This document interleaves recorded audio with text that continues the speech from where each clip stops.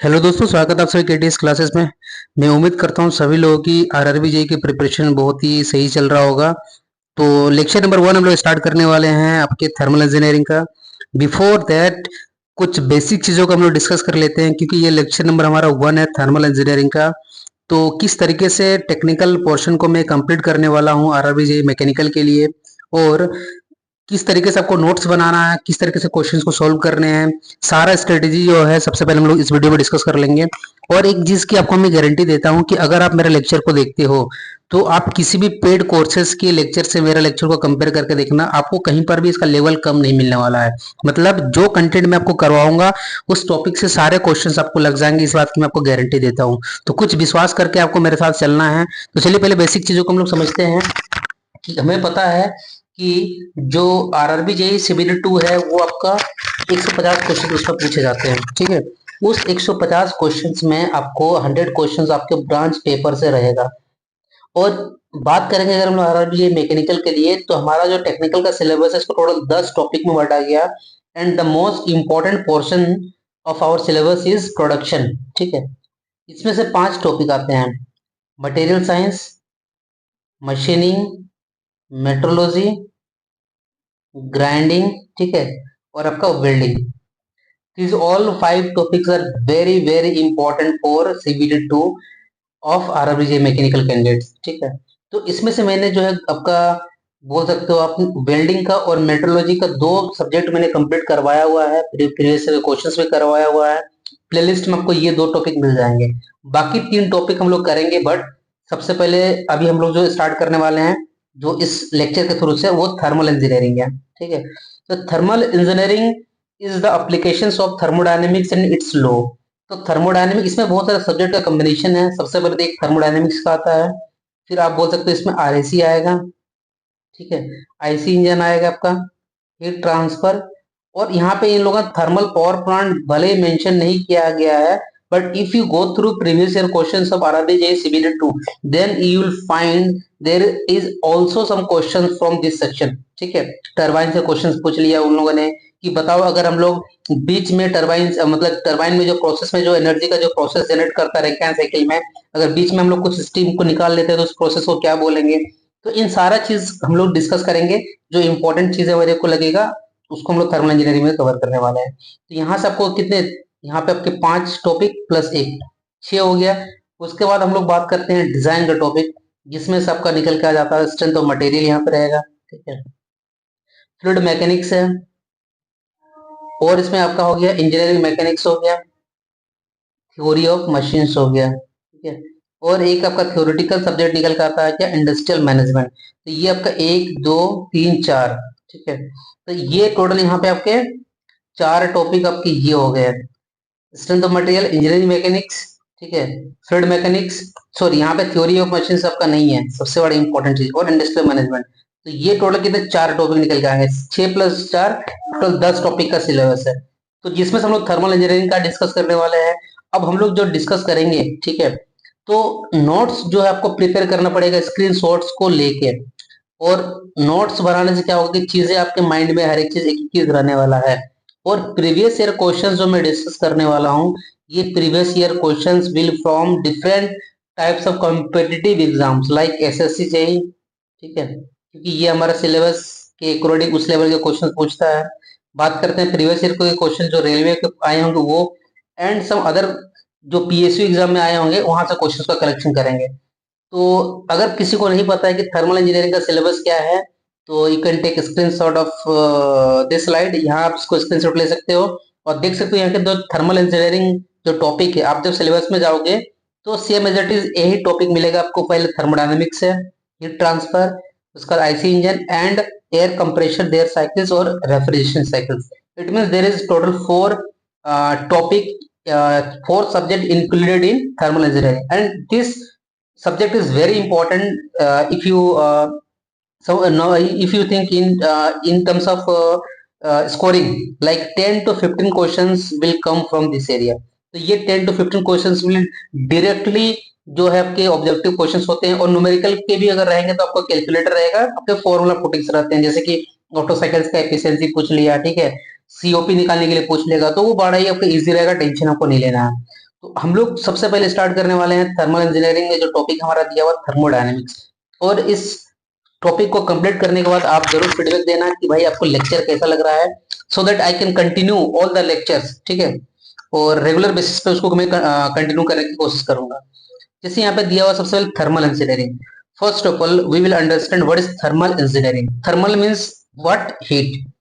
तो ये the field of engineering science which deals with the applications of thermodynamics and its laws to work producing and work absorbing devices in order to understand their functions is known as thermal engineering।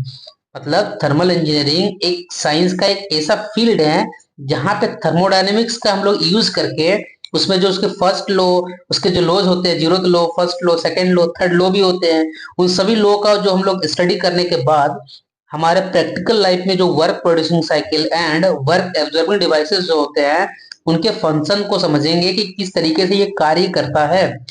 That section is known as thermal engineering. तो work producing devices very important, it means those devices which can produce work like turbine, heat engine. Turbine आपके power plant हो चाहे hydro power plant हो वहां पर भी use किया जाता है। या फिर आप देखते होंगे जो आपके एरोप्लेन होता है वहां पे जो जेट प्रोपल्शन होता है वहां पर भी टरबाइंस का यूज किया जाता है, गैस टरबाइन का, ठीक है। और हीट इंजन आपको पता जो आपका आईसी इंजन है, हम लोग यहाँ पे पढ़ेंगे भी, ऑटो साइकिल, डीजल साइकिल, ठीक है। उसके एफिशिएंसीज के बारे में देखेंगे, नॉकिंग क्या होता है, तो वो सारी चीज हम लोग आगे डिस्कस करने वाले हैं। Work consuming devices are those device जिसमें हमें कुछ एक्स्ट्रा वर्क देना पड़ेगा, ठीक है। उसके बाद वो सारे डिवाइसेस जो आपकी रन करेगी। जैसे रेफ्रिजरेटर, आपके घर में जो फ्रिज है, जब तक उसमें इलेक्ट्रिकल वर्क सप्लाई नहीं करोगे क्या वो चलने वाली है? नहीं भाई, उसको एनर्जी चाहिए किलो जूल के फॉर्म में, ठीक है, किलोवाट के फॉर्म में। तो रेफ्रिजरेटर हो गया, heat pump, pump compressor etcetera. Pump और कंप्रेशर में क्या डिफरेंस है भाई? दोनों ही चीज जो होते हैं प्रेशर को बढ़ाने के लिए यूज करते हैं, बट कंप्रेशर जो होता है प्रेशर को भी बढ़ाता है, टेम्परेचर को भी बढ़ाता है। And compressor is used for gaseous phase, मतलब गैस का, अगर किसी भी गैस का प्रेशर P1 है उसको बढ़ाकर हमको P2 पे ले जाना है, उसके लिए हम लोग को कंप्रेशर यूज करेंगे। But if there is any liquid, जैसे कि हम लोग रैंकाइन साइकिल में जो पढ़ते हैं कि जो कंडे आपका स्टीम टरबाइन से आपका जो निकलती है, आपका क्या स्टीम निकलने के बाद कंडेंसर जाकर में कंडेंस होने के बाद वो लिक्विड फॉर्म में रहती है, फिर यहाँ पे पंप लगा के जो प्रेशर आती है उसको P1 से P2 पहुंचाते हैं, फिर वो बॉयलर में जाता है। तो पंप क्या करता है, ये लिक्विड स्टेट में आपकी उसके प्रेशर को बढ़ाने के लिए यूज किया जाता है, ठीक है। तो ये चीजें आपको समझ में आ गया कि भाई थर्मल इंजीनियरिंग जो एक ऐसा साइंस का ब्रांच है जिसमें हम लोग स्टडी करने वाले हैं क्या, थर्मोडायनेमिक्स का एप्लीकेशन और उसके लॉज, और समझेंगे कि वर्क प्रोड्यूसिंग और वर्क एब्जॉर्बिंग डिवाइसेस जो है किस तरीके से काम करते हैं। आपको नहीं लग रहा कि ये जो दो एग्जांपल मैंने वर्क प्रोड्यूसिंग और वर्क कंज्यूमिंग डिवाइसेस का जो मैंने यहाँ पे नाम लिया, एग्जांपल लिया है, इन यही तो थर्मल इंजीनियरिंग है। इससे बाहर आप क्या पढ़ने वाले हो? कुछ भी तो नहीं पढ़ोगे यार। हीट इंजन है, हीट इंजन में पढ़ोगे भाई के आपके auto cycle, diesel cycle, heat का ट्रांसफर कौन कौन सा होता है, मोड कौन कौन से होते हैं, 3 मोड ऑफ हीट ट्रांसफर होता है, कंडक्शन होता है, कन्वेक्शन होता है, रेडिएशन होता है, ठीक है। तो ये सब सारा चीज हम डिटेल में आने वाले वीडियोस में पढ़ने वाले हैं। Now what is thermodynamics, this is the basic questions कि भाई थर्मोडायनेमिक्स क्या होता है। तो thermo and dynamics, this is the two combination of two word, you can say thermo means heat and dynamics means motion, the study of heat in motion is called thermodynamics, ये भी हो सकता है। या फिर it is a branch of science which deals with energy interaction and its effect on system and surrounding। मतलब एक science का एक ऐसा ब्रांच जहां पे एक सिस्टम होता होगा, एक सराउंडिंग होता होगा, उसमें एनर्जी इंटरेक्ट करेगी और उस पर क्या चेंज होने वाला है, किस पर, सिस्टम पर और सराउंडिंग पर, उसी के स्टडी को थर्मोडायनेमिक्स बोलेंगे। भाई ये इंटरेक्शन का मतलब क्या होता है कि मतलब बोलते ना मिलना जुलना, जैसे कि आपसे मैं अभी इंटरेक्ट हो रहा हूँ किसके थ्रू से, इस मोबाइल के थ्रू से, इस यूट्यूब के मीडियम के थ्रू से आपसे इंटरेक्ट हो रहा हूँ। तो जब सिस्टम और सराउंडिंग में जो है एनर्जी का जब इस पे इंटरेक्शन होगा, जब आएगी एनर्जी जब जाएगी, यही तो इंटरेक्शन हुआ। तब इस सिस्टम पर, तब इस सराउंडिंग पर क्या इफेक्ट पड़ेगा, that study is known as thermodynamics. और क्या हो सकता है कि thermodynamics is the branch of science that deals with relationship between heat and mechanical energy. और अगर किसी ने पूछा mechanical energy, it is the combination of kinetic energy and potential energy का कॉम्बिनेशन को ही मैकेनिकल एनर्जी बोला जाता है। वो जो थर्मल पावर प्लांट होता है जहां पे आपकी जो हीट एनर्जी होती है उसको हम लोग कन्वर्ट करते हैं किसमें, आपकी काइनेटिक एनर्जी में, जिससे टरबाइन घूमने लगता है और काइनेटिक एनर्जी को कन्वर्ट करते हैं वो किसे, फाइनली इलेक्ट्रिकल एनर्जी में, मतलब एनर्जी का कन्वर्जन होता है इस तरीके से। अब बात करते हैं व्हाट इज एनर्जी। भाई एनर्जी क्या होती है, the capacity of doing work is called energy. जो जितना जिसकी कैपेसिटी है काम करने की क्षमता जिसकी जितनी ज्यादा है उसे उसके पास उतनी ज्यादा ही एनर्जी होती है। या तो it is the ability to cause changes, if you have some energy, मतलब आप कुछ काम कर सकते हो, बस यही चीज यहाँ पे समझाने वाला है। तो electrical, mechanical, chemical, these are the forms of energy. Now come to the point, what is system, what is boundary, very important, and what is surrounding, ये समझना है कि system is a fixed mass, इसमें बताया कि fix mass होता है, और region in space where our study is focused. पूरा का पूरा मेरे दोस्त थर्मोडायनेमिक्स इसी सिस्टम के आजू बाजू घूमने वाला है। अगर आपने सिस्टम समझ लिया मेरे दोस्त तो थर्मोडायनेमिक्स आपकी कंप्लीट है। मतलब कि ये फिक्स्ड मास भी हो सकता है और रीजन इन स्पेस। स्पेस का हम लोग एक एग्जांपल समझते हैं। सपोज लेट अस सपोज कि इस मोबाइल की जो स्क्रीन आपको दिख रही होगी जिसपे ये लेक्चर देख रहे हो, आपकी जो अभी फोकस है इसी रीजन पे है। It means what, at this time your focus is the screen of mobile screen, means what, you can say this is the system because our area of study is what, mobile की screen तो मेरी अभी study करने का एक focus वाला area है, तो यही तो मेरा सिस्टम हो गया। ठीक है, और समझते हैं। Suppose let us suppose this is a classroom और यहाँ पे टीचर बैठा हुआ है, 50 बच्चे बाहर बैठे हुए हैं, यहाँ पे गेट है और 10 बच्चे जो है यहाँ पे एंटर कर गए। अब टीचर कुछ पढ़ा रहा अंदर में, ठीक है, तो जो पढ़ा रहा है उसका कंसंट्रेशन इन सिर्फ इन्हीं 10 बच्चों के बीच रहेगा, बाकी जो बाहर 50 पे है बैठे हुए हैं उन पर इसका कोई भी कंसंट्रेशन नहीं रहने वाला है कि भाई वो पढ़ रहे हैं कि नहीं पढ़ रहे हैं। It means what, this complete classroom is a system for this teacher, he can assume, because उसका जो स्टडी फोकस कर रहा है वो सिर्फ इस क्लासरूम के बीच में ही कर रहा है। ये समझ में आ गया। तो ये तो समझ में आ गया कि रीजन फिक्स रीजन होता है, फिक्स मास। जैसे कि मैंने बोला कि भाई इसमें जो है ना 1 लीटर वाटर है, and now you are observing कि भाई कितना पानी यहाँ पे इवेपोरेट होके मतलब वाष्प बन के चला गया, कितना नहीं चला गया। तो आपकी जो कंसंट्रेशन, एरिया ऑफ कंसंट्रेशन है, एक फिक्स्ड मास जो आप लेके चल रहे हो, 1 लीटर वॉल्यूम की जो आपकी कैपेसिटी वाली वाटर है, तो सिर्फ आपका एरिया ऑफ फोकस सिर्फ इसी इसी पानी पे है। बाकी कहीं पे समुद्र में कितना पानी है, नदी में, उससे आपको कोई मतलब नहीं है। यही आपके लिए क्या हो जाएगा, सिस्टम हो जाएगा। तो सिस्टम नॉर्मली क्या होता है, ये फिक्स मास हो सकता है या तो रीजन इन स्पेस जहां पे आपकी स्टडी को फोकस किया जाता है। ठीक है, अब देखो जैसे मैंने बताया कि सपोज ये क्लासरूम था, 10 बच्चे बैठ के अंदर पढ़ रहे थे, यहाँ पे गेट था जहां से बच्चे एंटर करेंगे। अब मुझे ये बताना, बच्चे गेट से बाहर के निकल के भी आएंगे, तो जो यहाँ पे टीचर बैठा हुआ था उसके लिए तो ये पूरा क्लासरूम हो गया। लेकिन जैसे ही बच्चे इस गेट के बाहर आएंगे ना, इस गेट के बाहर, तो वहां पे एक उसको बैरियर मिलेगा। ठीक है, एक कोई रोकने वाला चीज मिलेगा, गेट मिलेगा, गेट खुलेगा तभी ना आएगा। तो यहाँ पे जो रेस्ट्रिक्शन रहता है, जैसे वो सिस्टम से बाहर निकलेगा तो कहाँ चला जाएगा, सराउंडिंग में चला जाएगा। और इस सिस्टम और सराउंडिंग के बीच में जो आपका ये आपका रेस्ट्रिक्टेड एरिया होता है, that is known as boundary. It means what, boundary separate system and surrounding. System and surrounding को कौन सेपरेट करेगा ना, बाउंड्री सेपरेट करेगा। यहाँ पर इस कंडीशन में अगर ये गेट है और अगर ये बाउंड्री का पूरा काम करता है, इट मीन्स कि यहाँ पर जो बाउंड्री आपकी है क्या, फिक्स्ड है। अभी हम लोग देखेंगे कि बाउंड्री जो होती है मूव भी कर सकती है, ये रियल भी हो सकता है और इमेजिनरी भी हो सकता है। और इस सिस्टम के अलावा, इस क्लासरूम के अलावा जितना भी चीज आपको चारों साइड में दिख रहा है, except this system everything is surrounding, मतलब सिस्टम के बाहर कुछ भी हो, एवरीथिंग, वो क्या कहलाएगा, आपका सराउंडिंग कहलाएगा। ठीक है, तो बाउंड्री क्या होता है, इट इज ए रियल और imaginary surface which separated system from surrounding. मतलब कि ये जो सिस्टम और सराउंडिंग को अलग करने के लिए बीच में कौन आता है ना भैया, बाउंड्री आता है। आप समझते हैं रियल और इमेजिनरी कैसे होता है। So let suppose this is a cylinder, सामने से देखेंगे तो रेक्टेंगल का शेप में दिखेगा। तो भैया जो इसकी आउटर सरफेस आपको दिखेगी वो तो फिक्स रहेगा। गैस का मॉलिक्यूल्स कितने भी स्ट्राइक कर ले, क्या ये इसका सरफेस क्या घिसक के बाहर थोड़ा चला जाएगा, नहीं जाएगा। लेकिन जैसे गैस के मॉलिक्यूल्स इस पिस्टन पे टकराएंगे ना, ये पिस्टन ऊपर की ओर जाएगा।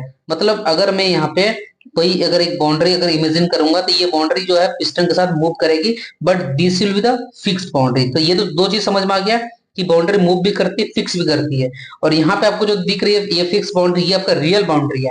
अब इमेजिनरी बाउंड्री कहाँ पे आएगा, देखो यहाँ पे वाटर रखा हुआ है। ठीक है। और यहाँ पर एक पंप दिया हुआ है, यहाँ से पानी अंदर आता है, और यहाँ पर जो एक फिक्स्ड स्पेस यहाँ पर भी है जिसको हम लोग कंट्रोल वॉल्यूम लेके चल रहे हैं, और यहाँ पे हम लोग इमेजिन कर लिए कि इस लाइन के बाहर अगर पानी जाता है तो मेरे सिस्टम से बाहर चला गया। ये बाउंड्री कैसा बाउंड्री रहेगा? इमेजिनरी बाउंड्री, मतलब you can also imagine your boundary. ठीक है, चलिए पहले समझते हैं कंट्रोल वॉल्यूम। ये बहुत इंपॉर्टेंट पॉइंट है, इससे क्वेश्चन पूछा भी जाता है। What is control volume? ये भी एक इमेजिनरी वॉल्यूम होता है जो कि फिक्स्ड होता है किसी भी स्पेस में, और ये जो होता है मूव भी कर सकता है विद कांस्टेंट फ्लो वेलोसिटी। जैसे कि आपने यहाँ पर देखा कि यहाँ पर जो पंप के द्वारा जो है वाटर जो ऊपर लो प्रेशर से हाई प्रेशर में जाता होगा, यहाँ पंप के अंदर भी आता होगा, तो ये जो यहाँ पे हम लोग एक फिक्स्ड एक स्पेस लेके चला है मैंने, वो तो यहाँ पे जो पानी घुसेगा वो तो मूव भी कर जाएगा। तो यहाँ पे जो कंट्रोल वॉल्यूम जिसको हम लोग इमेजिन कर रहे हैं, that can also flow with some velocity. ठीक है, तो ये चीज हमें क्लियर हो गया। And the surface enclosing the control volume is referred to as the control surface. तो यहाँ पे इस तरीके से जो हम लोग का पंप अभी दिख रहा था, तो इस बीच वाले को हम लोगों ने मान लिया था क्या ये मेरा कंट्रोल वॉल्यूम है, और ये क्या था? फिक्स्ड इन स्पेस था। और ये जो इसके चारों साइड में ये जो पंप इसको जो घेर के रखा होगा, दैट इज नोन एज, क्या बोल सकते हैं उसको? कंट्रोल सरफेस बोलेंगे। मतलब कंट्रोल वॉल्यूम को घेरने वाले सरफेस को कौन सा सरफेस बोलेंगे? कंट्रोल सरफेस बोलेंगे। और सराउंडिंग आपको मैंने भी समझाया है, एवरीथिंग एक्सेप्ट। एक्सेप्ट का मतलब क्या होता है कि सिस्टम को छोड़ के सभी चीज सराउंडिंग है, बीच वाला सिस्टम। और जैसे ही बाहर निकलेंगे तो ये बाउंड्री आ जाएगा सेपरेट करने के लिए, और बाहर जैसे निकल जाओ कहाँ पहुंच जाओ? सराउंडिंग। सिस्टम के अलावा सारा चीज क्या? सराउंडिंग है, अब बोल सकते हो। ठीक है, तो यहाँ पे टाइप ऑफ सिस्टम आते हैं भैया, वेरी इंपॉर्टेंट। एक क्वेश्चन यहाँ से तो बनता ही है कि टोटल 3 तरह के सिस्टम होते हैं: open system, close system, isolated system. आपकी स्टडी के इजी के लिए मैंने इन तीनों को इस तरीके से बनाया हुआ है ताकि सारा चीज इनमें क्या डिफरेंस है आपको एक जगह जो अच्छे से दिख जाए। कि यहाँ पे ये जो आपको दिख रहा है ना एस एस, ये सारे सिस्टम है। यहाँ पे क्या दिख रहा है कि एनर्जी और मास सिस्टम में आती है और एनर्जी और मास निकल जाती है। यहाँ पे दिख रहा है कि एनर्जी आती है, मास नहीं आती है, ना मास जाती है। एनर्जी आती है, एनर्जी जाती है। यहाँ पे एनर्जी भी नहीं आता है, एनर्जी जाता भी नहीं है, मास भी नहीं आता, मास भी नहीं जाता है। ठीक है, तो यहाँ पे mass and energy both can interact with this system. मतलब कि एनर्जी और मास दोनों सिस्टम के अंदर आ भी सकते हैं और सिस्टम से जा भी सकते हैं। यहाँ पे एनर्जी और मास सिस्टम के अंदर में वेरी करेगा।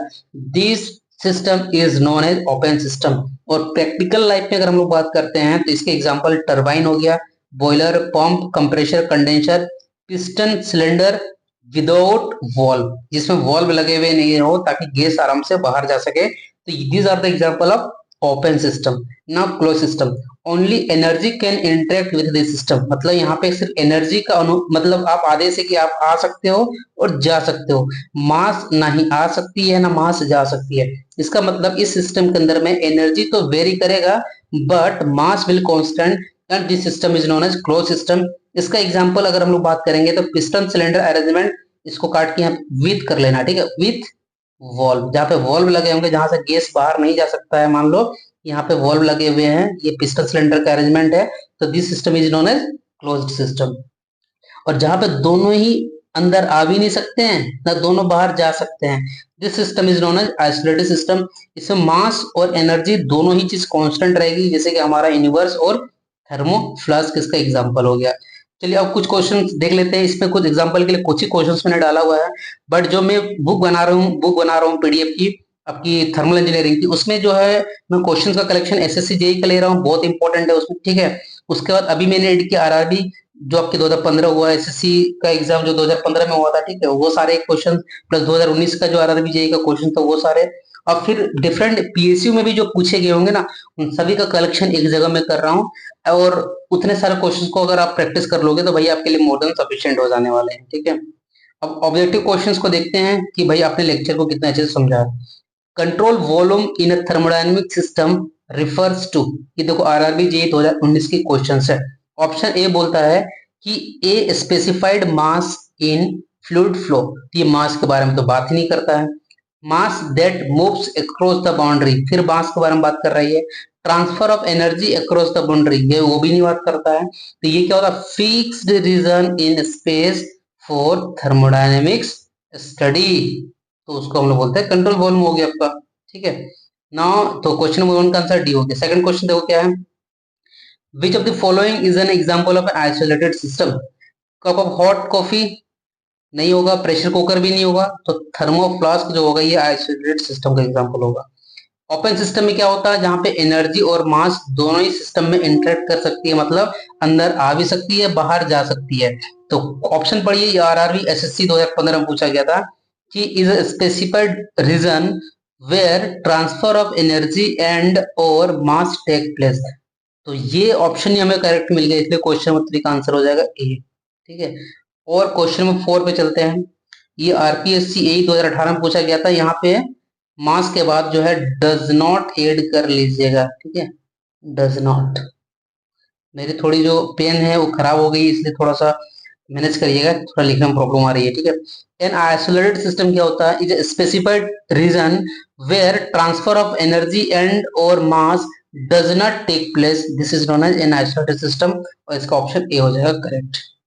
आगे बढ़ते हैं, तो ये आपका एसएससी जेईई में पूछा गया था 2024 का क्वेश्चन है कि यहाँ पे आपका 3 थर्मोडायनेमिक सिस्टम दे के रखे हैं, इसको मिलाना है कि कौन सा कौन क्या सिस्टम है। ठीक है, तो ऑप्शन पहले देखते हैं कि एक अधिक मतलब किसका क्या हो सकता है, जो चीज आपको पहले समझ में आ रहा है, ठीक है, उसको पहले आपको टिक कर लेना है कि the gas sealed within the cylinder of a spark ignition engine. मतलब अगर ऐसा ही इंजन है जहां पे ये सील्ड है, यहाँ वॉल्व लगा हुआ है, this is the example of close system, तो बी का ऑप्शन हो जाएगा 1। तो देखिए बी का ऑप्शन 1 कहां पर है ना भैया, एक ही को दिख रहा है। और थोड़ा कंफर्म होने के लिए आगे चलते हैं कि liquid nitrogen stored in a sealed and insulated container. Insulated मतलब जहां हीट भी बाहर नहीं जा पा रही है, और सील्ड भी है। ठीक है ना, एनर्जी ना मास किसी का इंटरेक्शन नहीं हो रहा है, तो सी किसका एग्जांपल होगा, ये आइसोलेटेड होगा हो जाएगा। तो सी का वो देखो 2 कहां पर है ना, एक ही ऑप्शन सी का 2 है। ये तो दो दो है, लेकिन बी का 1 है, इसलिए इसका आंसर क्या हो जाएगा 5 का सी हो जाएगा। Next question, which of the following is incorrect regarding a thermodynamic system. ये भी एसएससी का क्वेश्चन है, इनकरेक्ट पूछा है। The surface separating the system and its surrounding is known as boundary. ये तो सही है यार, everything including the system is known as surrounding. नहीं भाई, ये बोल रहा है कि सिस्टम और बाउंड्री और जितना भी है सब कुछ को मिलाकर सराउंडिंग बोलते नहीं, सिस्टम के अलावा जो चीज बच जाएगी उसी को सराउंडिंग बोलेंगे, इसलिए ये ऑप्शन आपका गलत कथन दिया हुआ। ठीक है, स्टेटमेंट जो है ये गलत है। तो और भी क्वेश्चन हम लोग डिस्कस करेंगे, और सारे नोट्स में इस तरीके से बना कर रखा हूँ, तो इस लेक्चर का फीडबैक जरूर देना, उस तरीके से मैं लेक्चर को सारे कंटिन्यू करने वाला हूँ। ठीक है, प्लेलिस्ट में भी आपको मिल जाएगी, और जितना हो सके दोस्तों के साथ शेयर करना, क्योंकि जितनी अच्छी चीजें शेयर करोगे सीखोगे भैया, लाइफ में उतनी आगे बढ़ोगे। तो चलिए फिर मिलते हैं किसी नेक्स्ट वीडियो में। So guys, thanks for watching this video.